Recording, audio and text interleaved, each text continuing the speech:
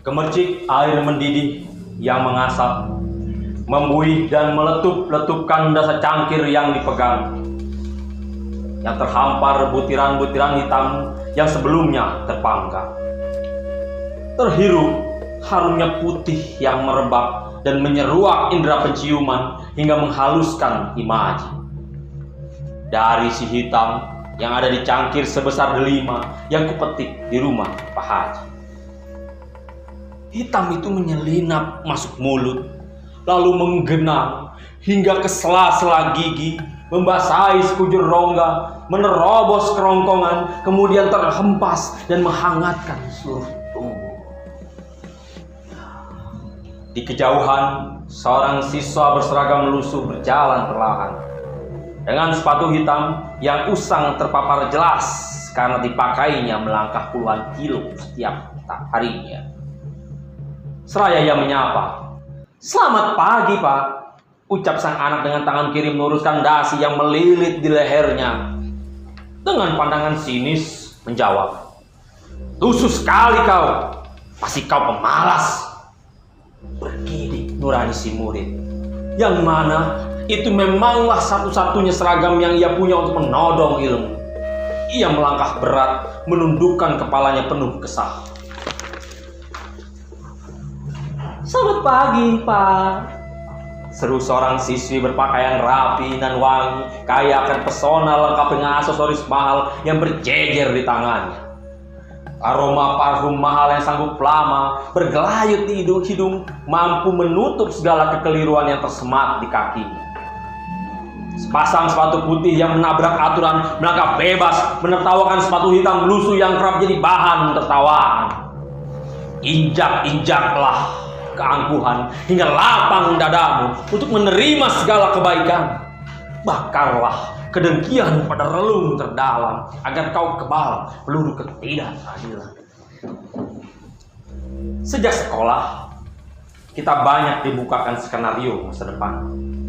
Masa di mana penuh muslihat, yang mana ketika ujian berakhir, tampak rona wajah mereka yang bernilai buruk atau baik tercurahkan dengan sempurna. Yang buruk terkucilkan seakan tidak punya masa depan. Yang baik seakan masa depan tergelar karpet merah penuh keberhasilan. Apakah kertas-kertas hasil kecurangan ini lebih dihargai dibandingkan sebuah kejujuran?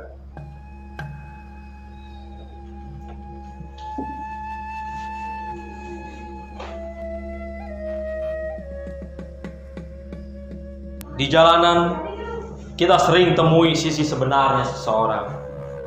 Si miskin akan setia dengan ukulelenya, disertai raut muka pasi yang terenggut panasnya terik matahari. Dengan sendal jepit berbeda ukuran kiri dan kanan, dengan baju sedapat dari hasil buaya manis para pencari kursi kekuasaan. Menikmati malam beratap bintang-bintang dengan dingin yang kadang menusuk hingga ke tulang. Malam kedinginan, siang kepanasan, siang mencari makan, malam kelaparan. Di mana yang katanya Undang-Undang Dasar 1945 Pasal 34, fakir, miskin dan anak lantar dipelihara oleh negara? Apa karena dipelihara hingga berkembang biak semakin banyak dan abadi kesengsaraannya? Oh, di mana janji-janji itu berada? Nyenyakkah tidur kalian, wahai yang mulia paduka? Yang menjilat makin kaya, penegak keadilan terus berduka.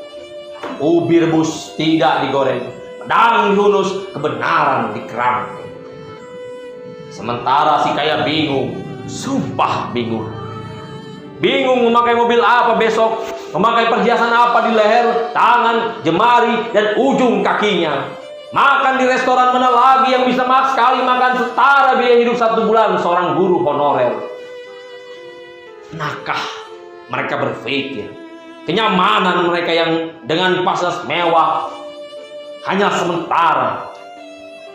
Pernahkah mereka merenung makanan termahal yang mereka makan akan berada di tempat pembuangan yang sama dengan mereka yang hanya makan tempe orek?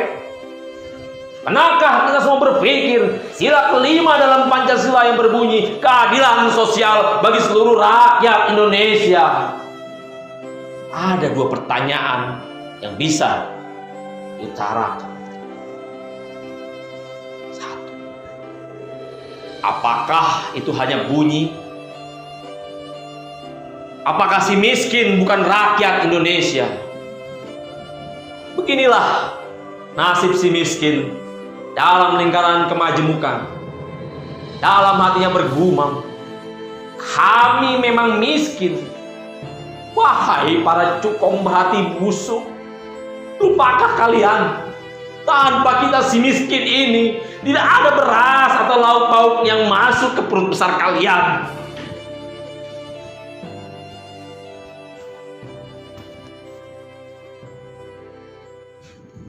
Sumpah Pemuda, kami putra dan putri Indonesia mengaku bertumpah darah yang satu, tanah air Indonesia. Setiap tanggal 28 Oktober, sumpah itu dikumandangkan, terdengar menggelegar hingga aliran darah bergetar, membangkitkan semangat muda, semangat idealisme, semangat yang jauh dari kepentingan-kepentingan oligarki.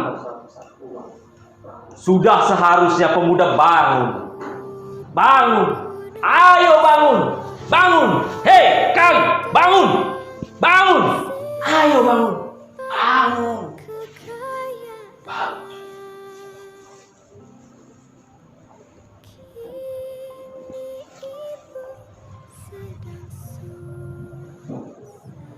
Kemana perginya pemuda negeri ini? Belum lelahkah kalian bersembunyi dalam tabir keterasingan dan tipu daya keacuhan? Masih betahkah kalian berperang dalam game yang diciptakan kegelapan? Perangilah kemalasan kalian. Perangi perangai buruk yang merusak moral kalian. Fata morganakah kemerdekaan ini? Kulihat asing dan asing berkuasa dan menguasai. Bukan imajinasi, apalagi halusinasi. Nyatanya kita asing di negeri kita sendiri, hingga bingung sang ibu pertiwi mencari pemuda dan pemudi negeri ini. Jagung rebus tidak digoreng, pisau diunus, keadilan terkerangkeng.